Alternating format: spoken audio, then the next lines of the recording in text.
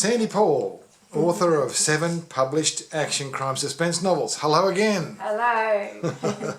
Here we are. It's the midst of coronavirus lockdown in April 2020 and you're launching yet another book. I am indeed. As we can see behind you there. Yes.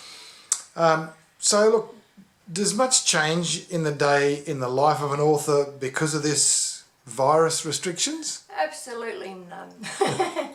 An author loves to just have peace and quiet and be able to sit at her computer or his computer, and what better time to do it than amidst a coronavirus. And also at this time of year, especially this weekend, I would have been a guest speaker at a book crossing, an international book crossing convention here on the Gold Coast. So that's one thing I won't be doing because of no international travel and no mixing and mingle. But if any of those book crossing people are watching this, I hope you all stay safe and healthy during this time. And I guess you're going to be speaking at that in the future once it's rescheduled? Yes, I'm hoping to be, yes. Excellent. Okay, so look, with this new book to begin with, let's talk about the origins of Twice Dead, which is the sequel to your 2015 book, In the Dead of Night. Yeah. You know, like, it doesn't take much for me to come up with a story, and about 3.5 years ago I was just wandering through the house and all of a sudden a thought popped into my head, Twice Dead. So that was the title, and I thought, what if someone came knocking on your door one day and said, I've just seen your dead husband, you know.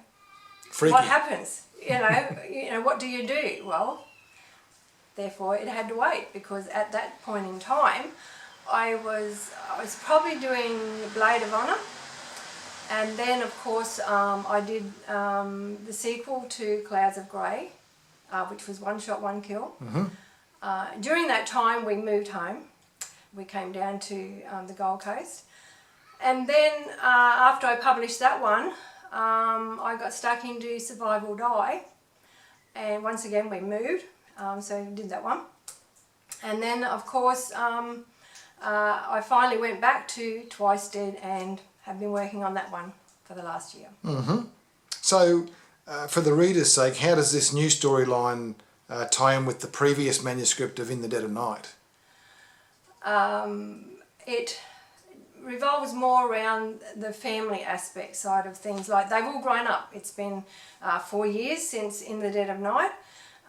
They've developed, and all the family are included in this novel. Mm-hmm. They all play a part, and they all have to find out why this is all happening, what it's revolved around.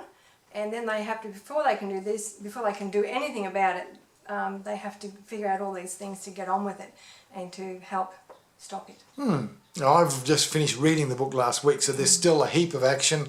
I'm not going to give anything away to the readers, but what they become accustomed to, there's more of the same in this to varying degrees, yeah? Yes, yeah. Well, you got to remember that it revolves around the family. So, you know, if you can picture Courtney the way she is, well, then her family have her traits. Let's not go any further than No, that. I won't. Can I ask what the cemetery image on the cover of Twice Dead, which we can see behind you there, Yep. what is that cover image, how does that refer to the predecessor? It's a visual link to In the Dead of Night. So, and In the Dead of Night, which is this one right here, has a fiery car crash on the front, as you can see, and it starts off with, it's about a person dying. So the cemetery in Twice Dead reflects that one. Okay. And what might readers of your thrillers expect from Twice Dead? They will see the family members develop. They will also see how they deal with situations as a family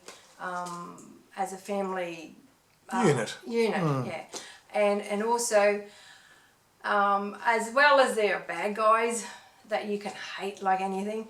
I've also thrown in a couple of other characters where I will leave it up to you whether you decide whether they're on the right side of the fence or not the right side of the fence. Yep, I enjoyed that part of it too.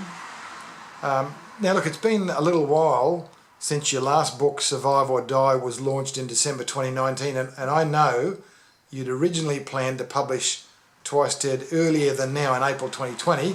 You care to share what's contributed to that 16-month gap between release dates? Well, I actually found part-time work. I started in November 18.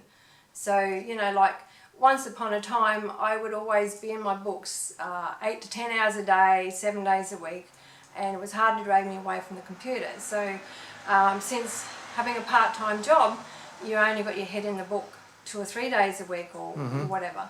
So, you know, when you have to get back into the story, it takes a little bit to get into the swing of things. You've got to get your mindset, and then it's rereading, and then it's getting on with it. So, yeah. That's understandable. Yeah. All right, well look, to finish off for now, what can you say about your writing goals maybe for this next 12 months or so? Well, it was a toss-up. When I started writing Twice Dead, I wasn't sure whether I should do this one as the sequel or do another one to finish off the 3 in the series following Cassie Hart in Clouds of Grey and One Shot, One Kill. So I ended up doing this one because the book was 4 years old, so I figured I'd have more to work with. But now I've started working on this next one that follows Cassie Hart in her adventures. And I'm already 27,000 words through this next one in this 3rd series. I also want to do a short story for my Smokescreen series, which can also be found on Amazon online. So I'd like to have them done maybe in the next 12 months. Excellent, excellent. Thank you very much. Pleasure as always. All the very best for this new book. Let's see what happens. Thank you. Bye for now.